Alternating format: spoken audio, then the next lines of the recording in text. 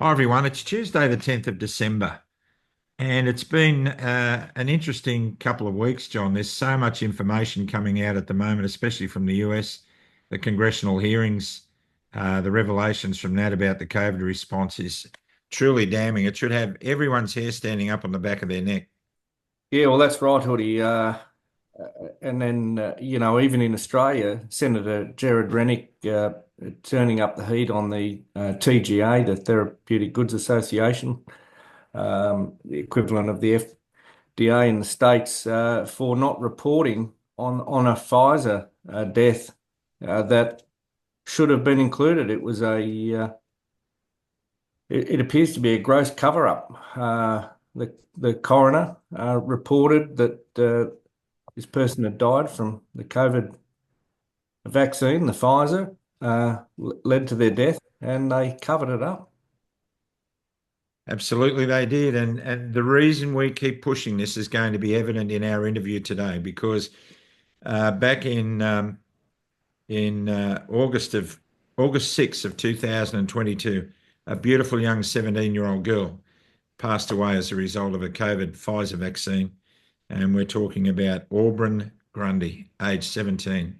And we have her wonderful mother who's been a staunch advocate for those who have gone through this rubbish in the States. And indeed, she's speaking out, reaching people all over the world. And we're talking today with Shanna Carroll. Welcome to our show, Shauna. Thank you for having me. It's we have interviewed several parents who've lost their loved ones, lost their children. You and your family, you admitted earlier, didn't get the vaccine, and I bet you're happy about that now. But Auburn was going on a school excursion into Canada, and Trudeau's mandates required her to be double vaccinated. Um, I know it's painful for you. I know you've got your tissues ready as we have, but you can unpack that story for us, Shauna. We'd be very, very grateful, and we'll ask you some questions as we go. So tell us, kick us off. Okay. Auburn she was actually picked to go on the trip. Out of so many students, there was just a few in our town that got picked. It was kind of like a tour that brought a bunch of kids from all over together. Um, and when they told me that she needed to be vaccinated to go into Boston, New York, and Canada, my heart sank. So I begged her, I don't trust it. It's too soon. Let's wait a little bit. Let's see if they lift those mandates. Because here in our state, we have a thing for it's like parents have the choice to vaccinate. We can get a note from our health department, so you can get exemptions. So like my children are vaccinated from all the other ones. We just didn't want to do COVID, the flu, but in order to go on this trip and coming out of lockdown and not being able to go do much as a teenager, she really just wanted to go. So she went down to our local CVS and got vaccinated June 7th. And then I kept asking her, how are you feeling? And she was like, I feel fine. And then on June 28th, she got her second Pfizer, which were the same batch numbers too, that each batch were the same exact number. I didn't find that out till after. So after her vaccine, she felt fine. She left for her trip July 9th. And when I drove her to the airport, I gave her a big hug. I was crying because my kids don't really leave me for a long period of time, especially out of the state or the country.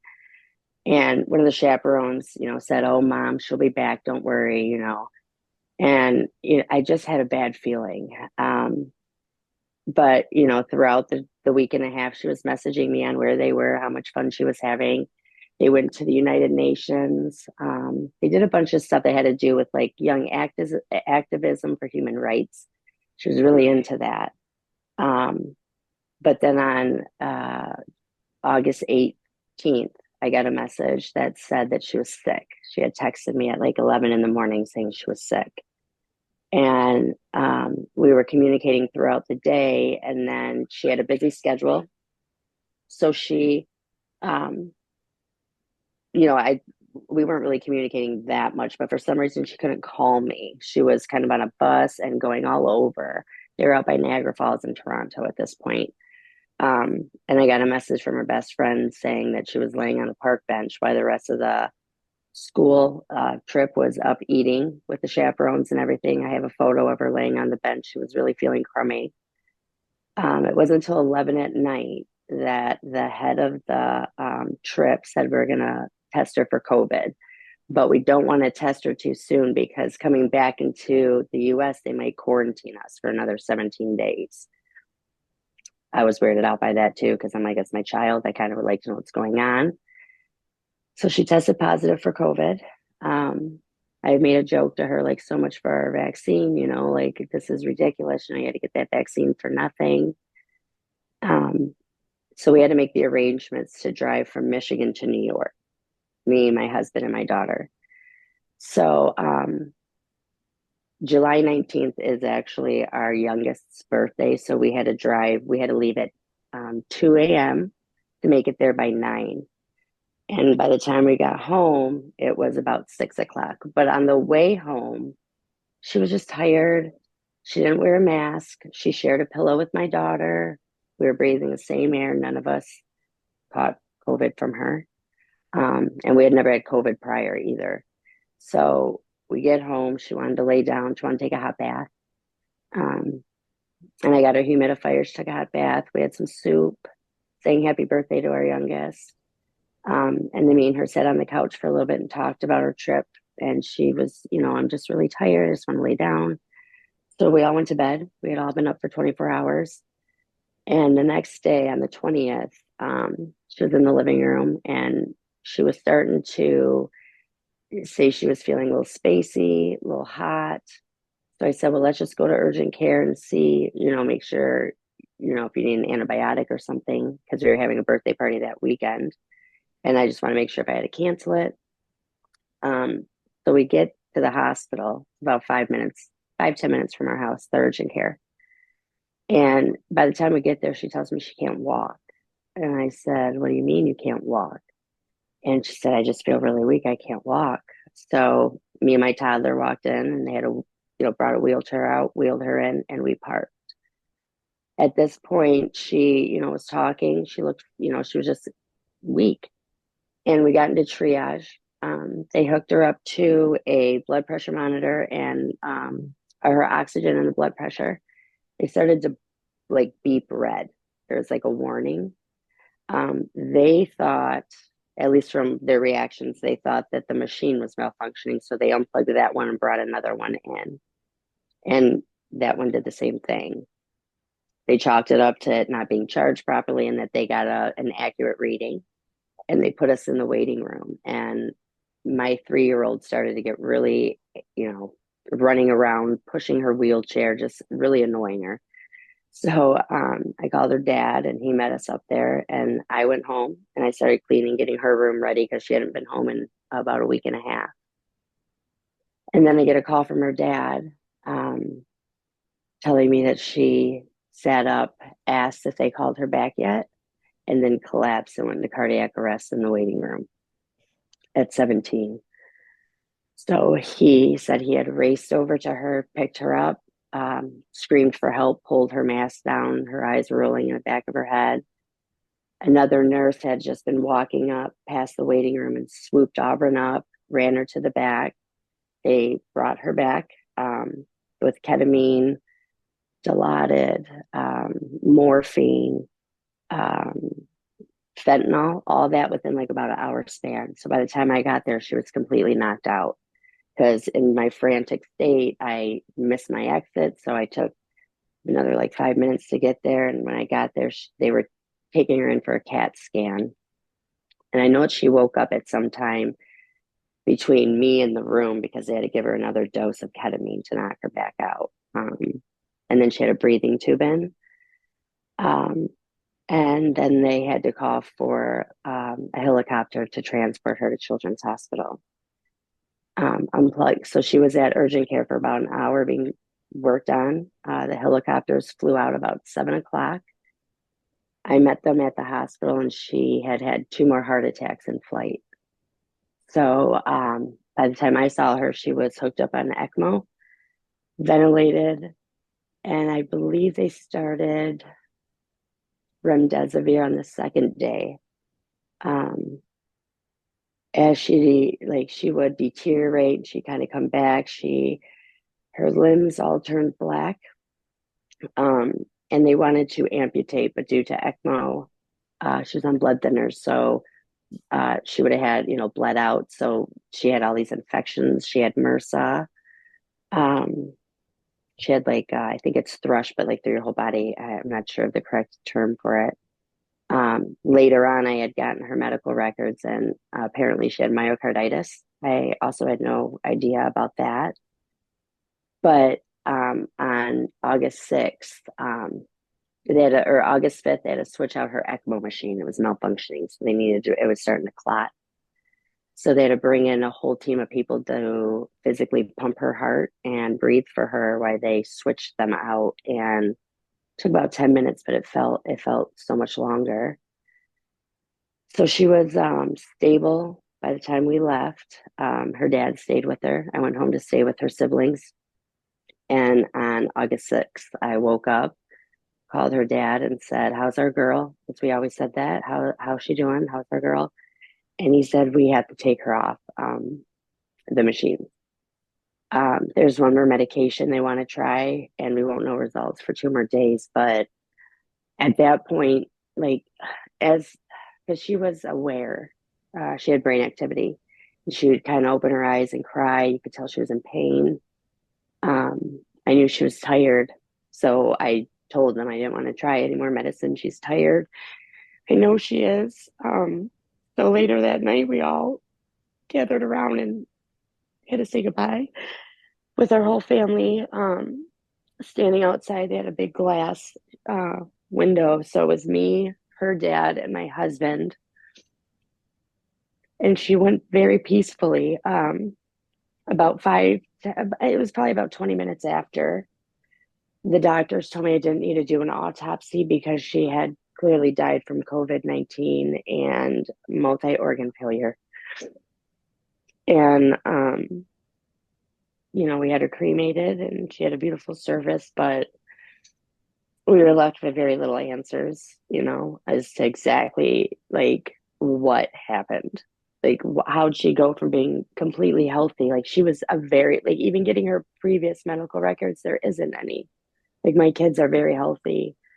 So she didn't have any kind of undiagnosed medical issues. She wasn't a super athlete, so she didn't have, she didn't work out or overextend herself. But they say COVID got her in literally in one night. So I didn't quite, we always knew it was the vaccine, because it was about 4 months later that the rest of my family caught COVID, and we were fine. My 5-year-old was fine. We were all fine. And We're up to the stage where I think the last we heard they were going to do an autopsy. nope, I feel looking back, it's they didn't wait till the madness and the sadness had wiped over. They came to me as I was braiding her hair, probably 10, 20 minutes after she passed away. In my state of mind, I barely remember. I was just, everything was just so blurry, and I felt like I had died right there. And then they asked me that question. So they didn't do one, but it did take about a week and a half for her to be cremated, which my dad was cremated, and we had the same funeral home that we had for my daughter, and his ashes came there in a day and a half. Took about, I'd say, a day and a half. So I don't know what was taking so long for that, or if they actually did an autopsy, and I don't know. And Shauna, what variant of COVID did they suggest that she had? Her infectious disease team at first, they feel that she had Omicron, but even they didn't know what was going on with her, because they had never seen that. The hospital wasn't run. There, it was very, few patients in there. She was in a room that sucked the air out, like a room they use for like tuberculosis to, suck the virus out, or the germs. And she just deteriorated, and he said that he had no idea why or what was causing it, because they all knew she was fully vaccinated. When I got her medical reports back, the triage from the urgent care said that she came in toxic appearing and in acute distress. Mm. And she sat in that waiting room for about 4 to 5 hours Mm. before, and she never saw a doctor. She just sat up and went down. I mean, the symptoms that you described when she went into hospital certainly, are consistent with somebody who's septic, um, Yep. and that could certainly be as a result of the myocarditis, definitely. So it's bizarre, isn't it, that they, it must be hard to know that this whole thing started in a lab. It's all Mm-hmm. been created by man, yet all these people like Fauci are being talked about receiving pardons. I mean, it's murder. A lot of them, even Bill Gates, I feel all of them are responsible for pushing it, for mandating it, for, if it's a mandate and if you don't have a choice, I feel like it's not a very, if it's pushed on you, it's not safe in a way. Like nothing should be pushed on people's bodies like that. You don't know, like a lot of the vax injured, not, a lot of them don't even know that they have like autoimmune disorders to where the vaccine just wreaks havoc in their bodies. They, even at birth with the regular vaccines, they just start giving them to you. And I think that needs to change. People should be aware they didn't give her, and if they, like, at the age of 17, they're not gonna read a pamphlet, especially really small words. I don't think they gave her a pamphlet on transparency on what to expect or what could happen. They kept saying it was safe and effective. Oh, it works, it's safe and effective. It was all lies to just force people to get vaccinated. I have in my possession, just received, hot off the presses. Um, it's the Pfizer papers edited by Naomi Wolf, and it's a big read. It's let me see, it's about 400 pages, and it lists all the side effects of the Pfizer Mm-hmm. jab, and everything you mentioned that Auburn had suffered are all in their list, their published list of potential side effects. It's all in the book, and it's all from Mm-hmm. their papers. It's from their own research documents. It's an incredible read. I'll put a photo of it up on the site. But um, clearly, one of the side effects of the mRNA vaccination is COVID. You get COVID from it. Mm-hmm. It's not safe and effective. It doesn't prevent transmission. They've admitted all of that.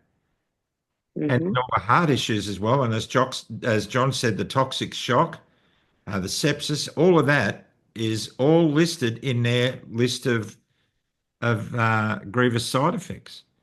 So Mm-hmm. And they tell me, I'm always told that COVID does the same thing, and that's why. Mm. I don't agree.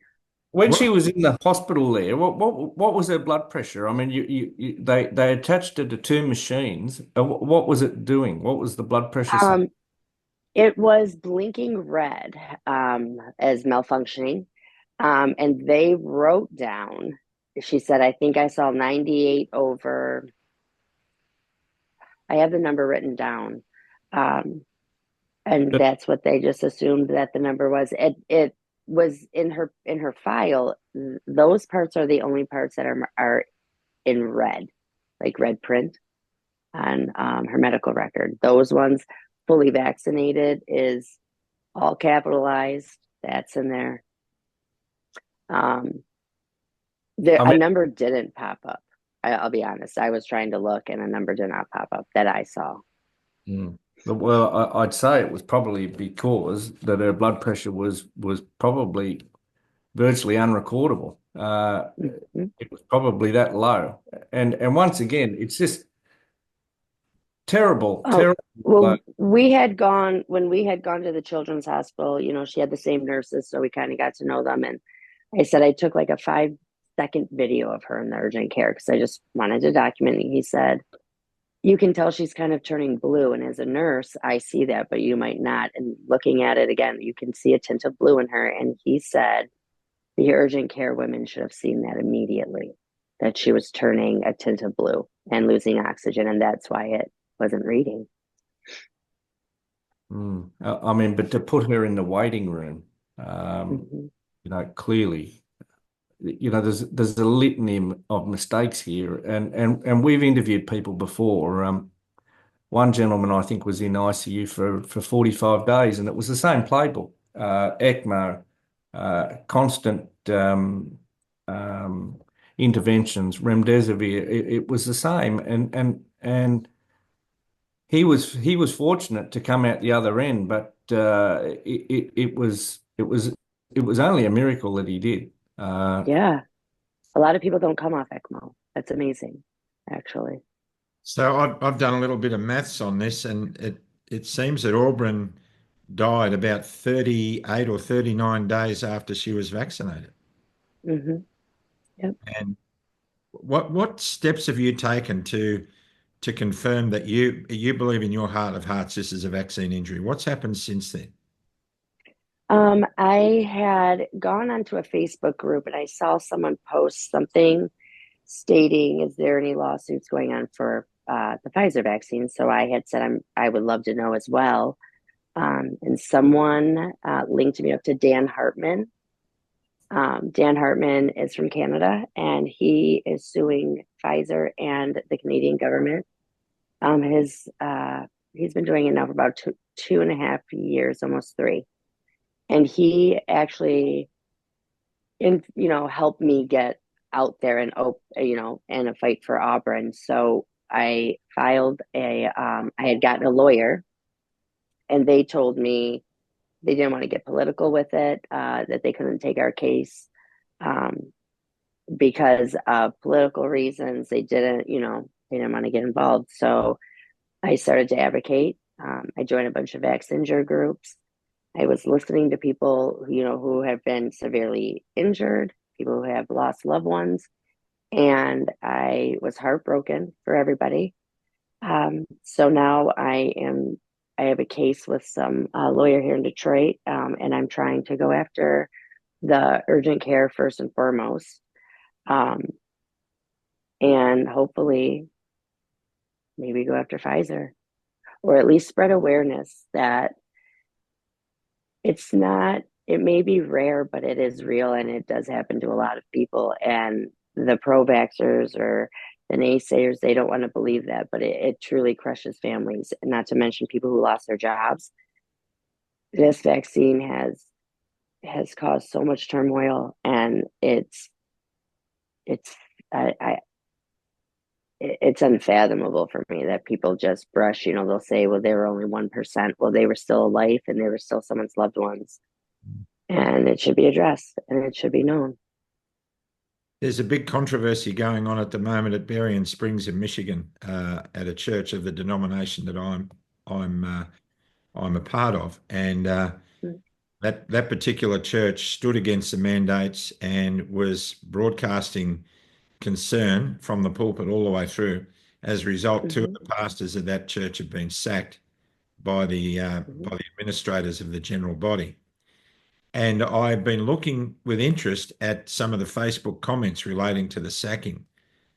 And it got that bad. I don't mind admitting I was in the shower on Saturday morning, and after reading the comments, the cruelty was so Mhm. intense by pro-vaxxers that I actually stood in the shower for half an hour and sobbed. I couldn't believe man's inhumanity to man. It just broke me. And Oh, these are from it's Christian people. horrible. Yeah. Yes. Yes. It's amazing that, like, through my journey and being on X, being on Facebook, the trolls and the things they say. I'm a pretty strong person. I don't take it personally. I just try not to even look, but they get really nasty and mean, and they're horrible to the whole community. There's um, like certain people that they just go and harass it, and it's heartbreaking. It And must be. Shauna, Go on, John.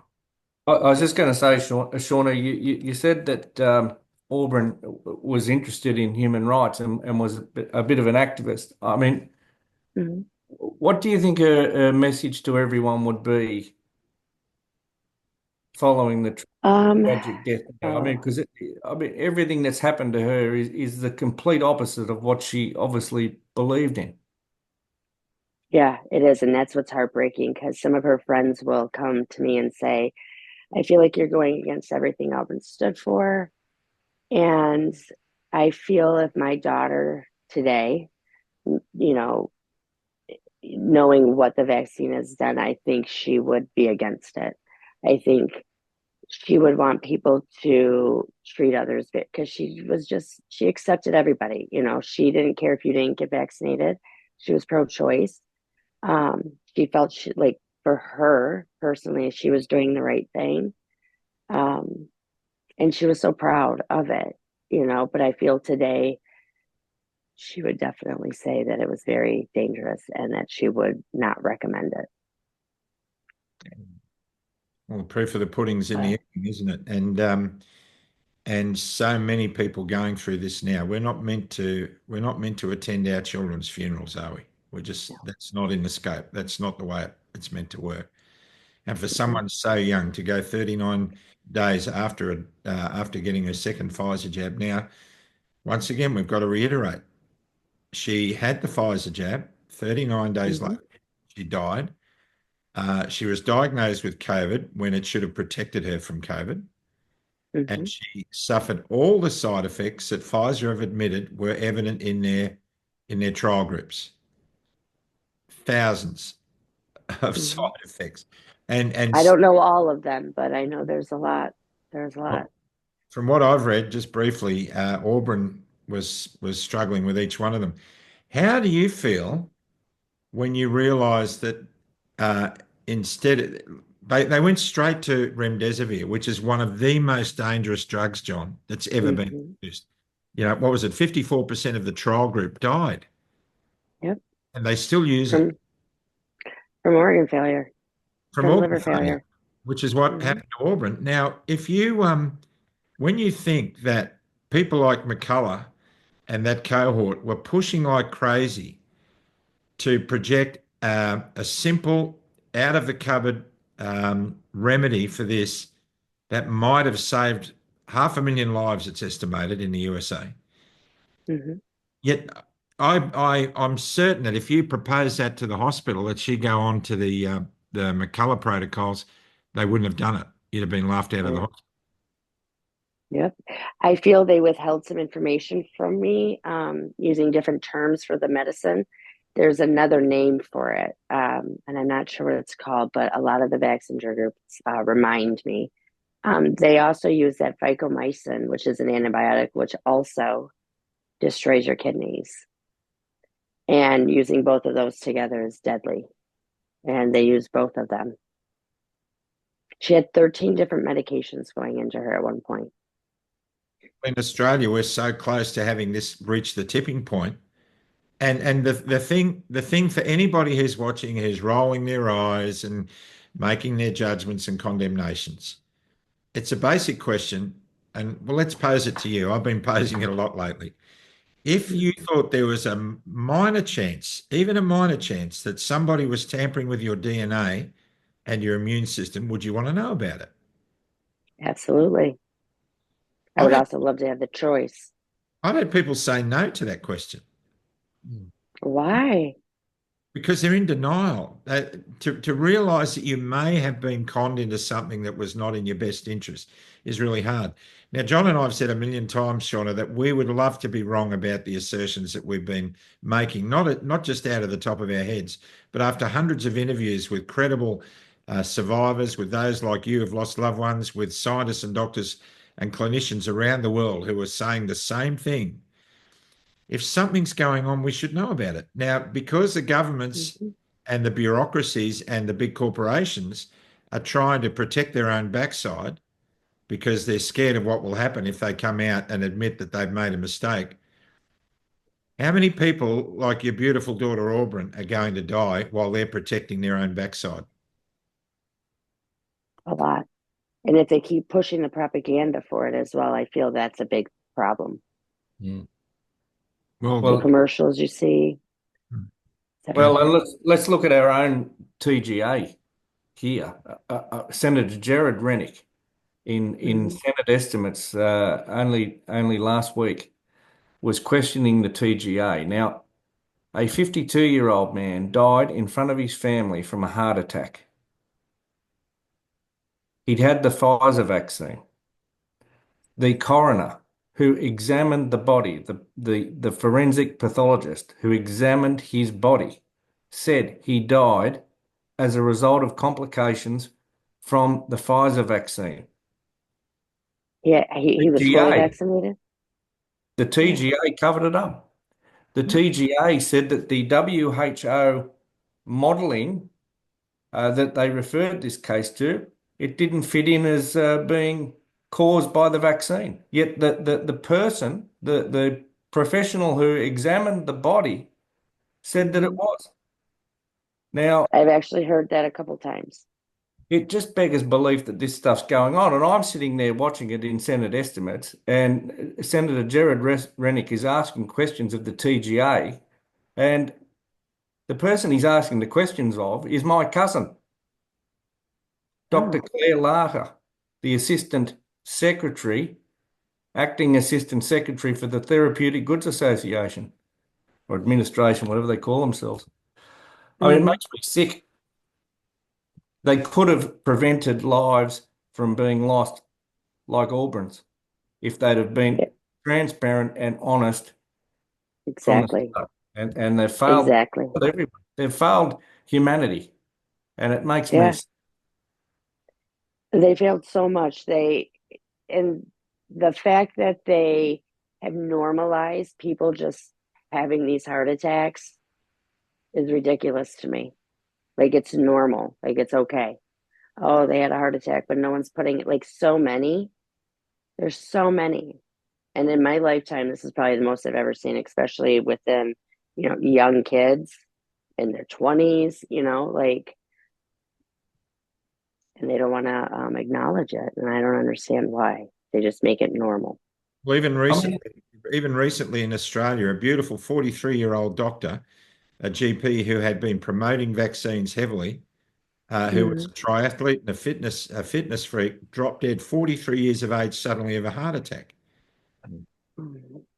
And we're not allowed to talk about that. We can't even hint. Now, surely alarm bells must be ringing when these events are happening almost on a daily basis. In fact, they are. It's just we don't hear about them all.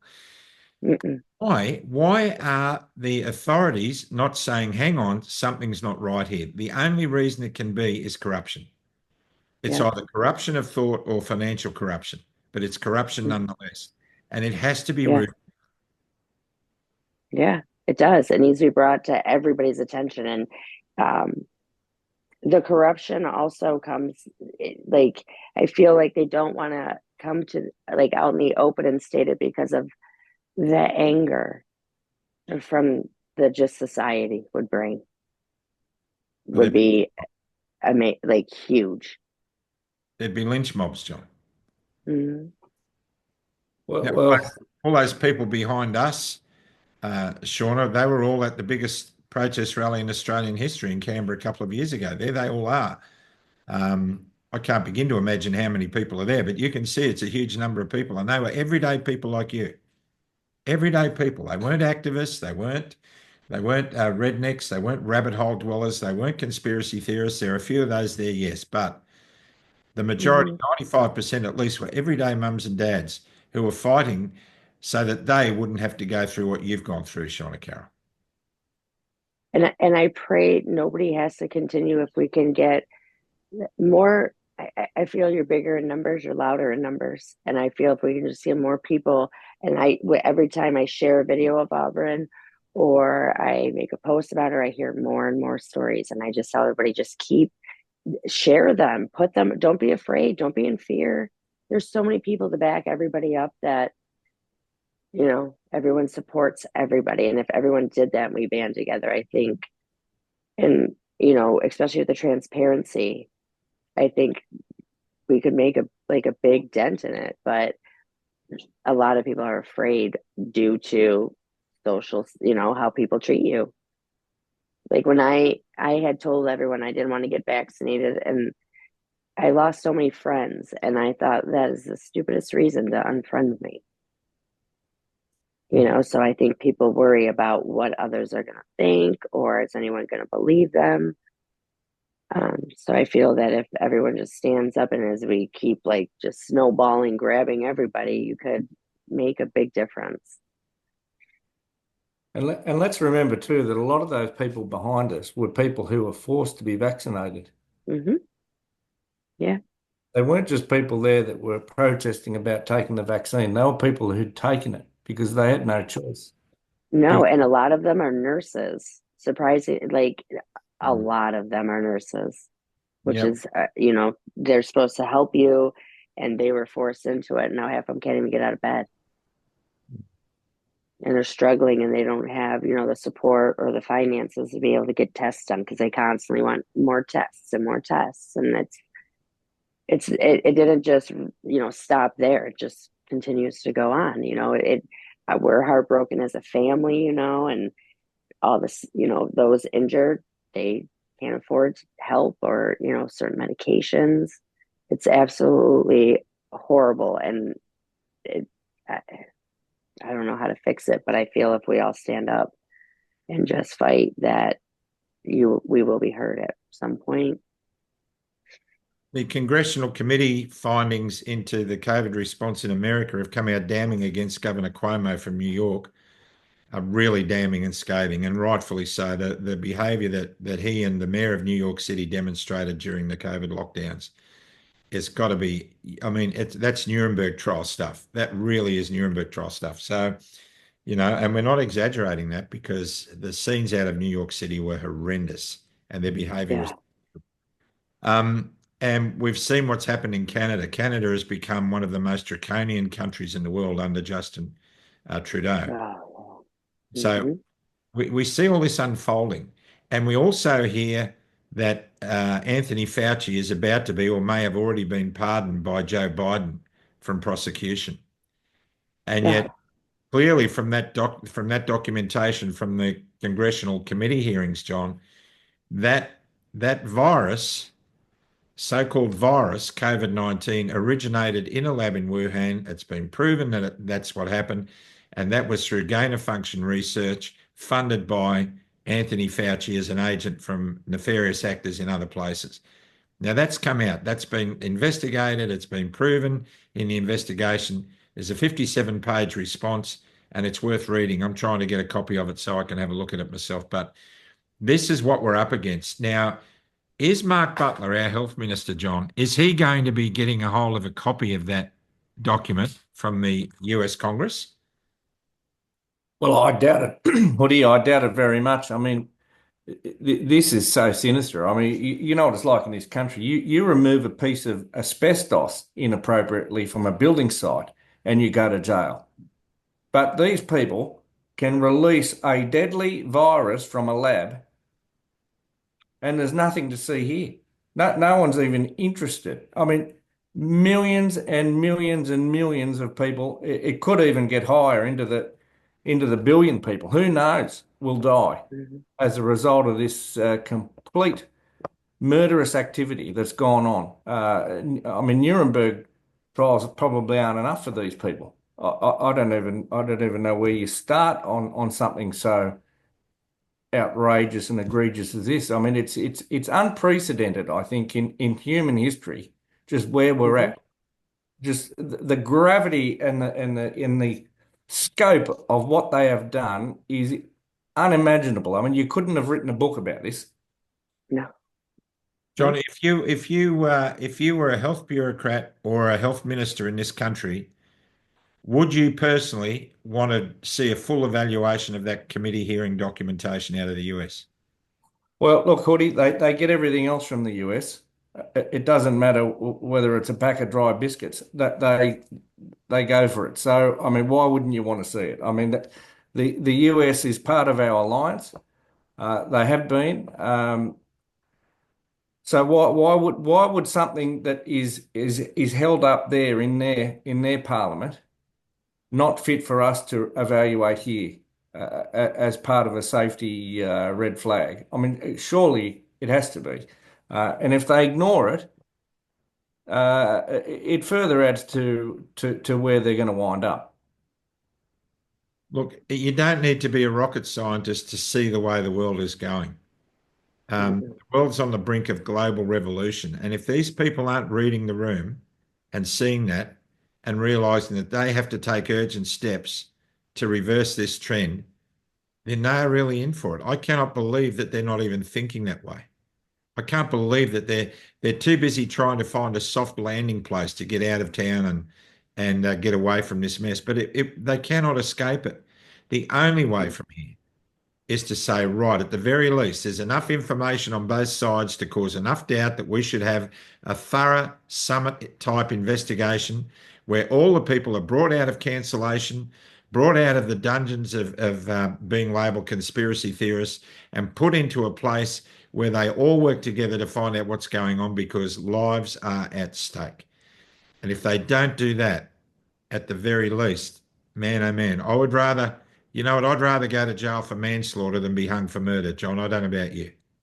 Well, Lottie, I Yeah. think I've said this on a previous program. If there isn't a need for a global get together on this, then I don't know what there is. You want to have it for climate change, you want to have it for all this other nonsense, all this other woke garbage, G20s and all this. They come together and put on floral shirts and head hats and whatever else. I mean, it's madness. I mean, they need to come together for this, whether it be in Australia or wherever. It has to be held, and Mhm. sooner it's done, the better. And as you say, we need to get all these people at the table to work out how we are going to get out of this bog. Mhm. We've got to triage it. Shauna, any final comments from you? We've hogged the limelight from you a little bit in the last few minutes, Oh but no, that's okay. I like listening.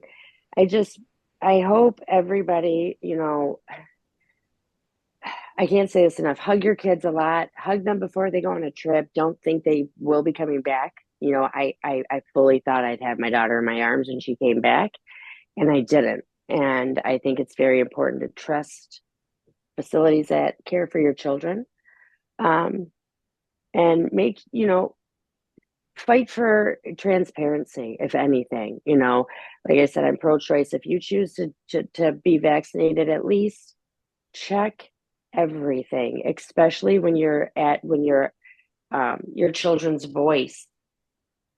Just trust the doctors. Definitely do your research before you start vaccinating for things. It says that they took months for the vaccine to come out. Just you know don't trust everything they say. Just do your research and check. Like you said, that book, it states every side effect. And if you don't get a pamphlet, demand one. Because, like I said, my daughter didn't get one. well, it should be everybody should relish the opportunity to vote and to have a say in the political outcomes of their country instead of taking it for granted. We shouldn't have to prompt people to go and vote. They should do it. It's people have fought and died for the right to vote. And people have died for the right to have bodily autonomy and to be able Mhm. to give voluntary informed consent.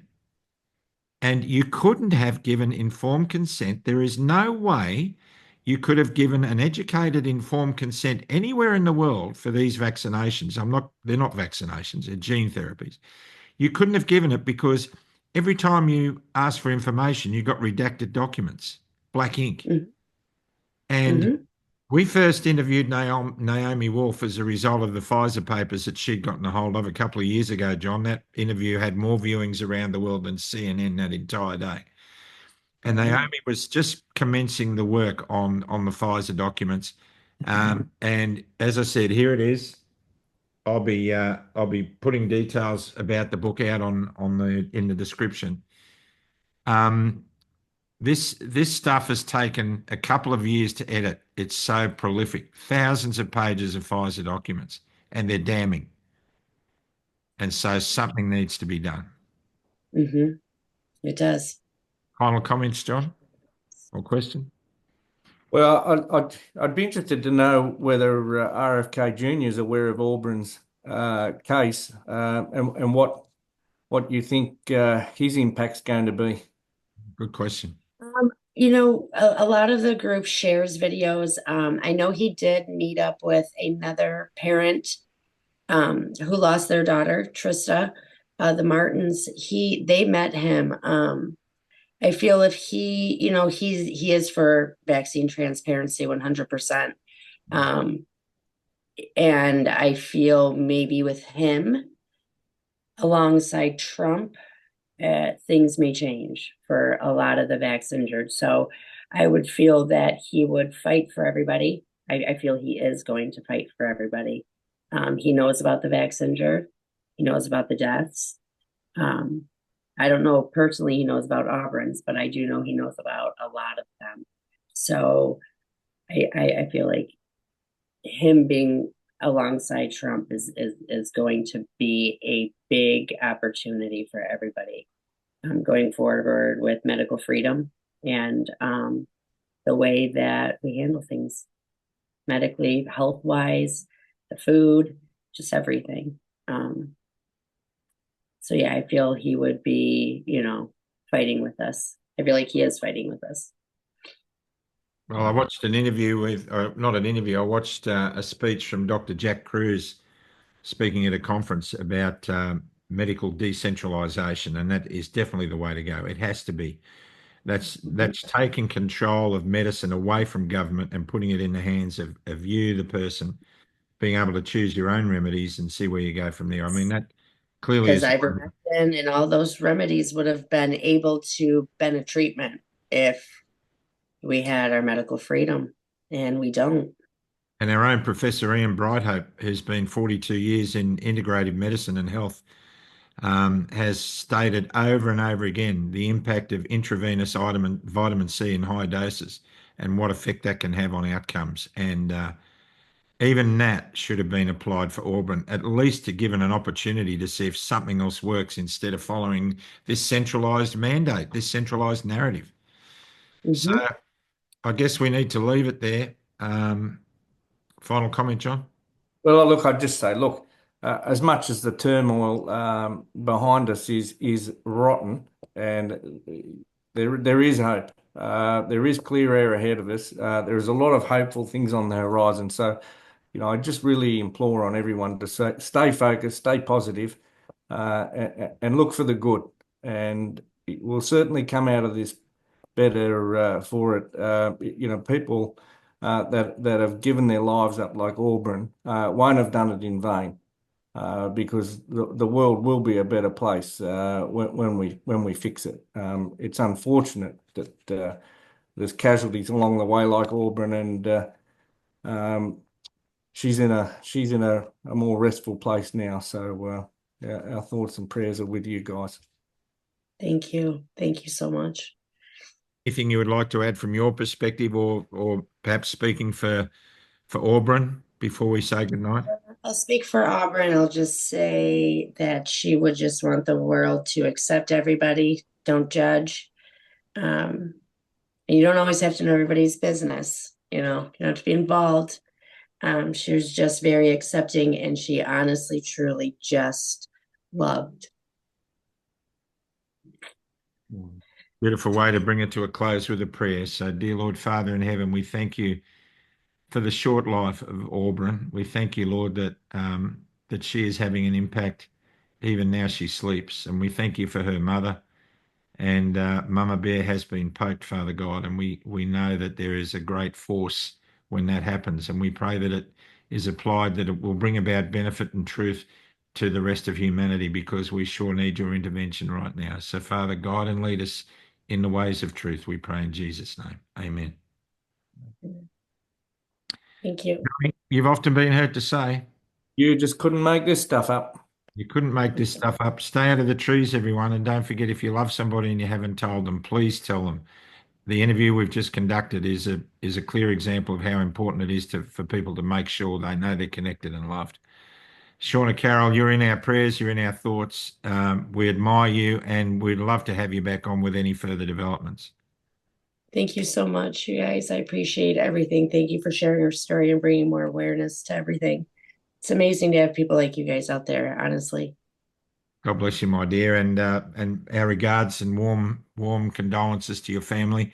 And we'll keep this story alive. Don't forget, it's not only the COVID madness; it's infected bloods. It's the pelvic mesh scandal. There's so much, thalidomide. There's so much medical corruption that has to be sorted out, and so many victims still struggling with those things. So keep them all in your thoughts and prayers, Australia, and we'll be back on another Club Grubbery very soon. John, great to see you again, mate. Thanks, mate. Thank God you. bless Bye, you all. guys. Thank Bye you for so now. much.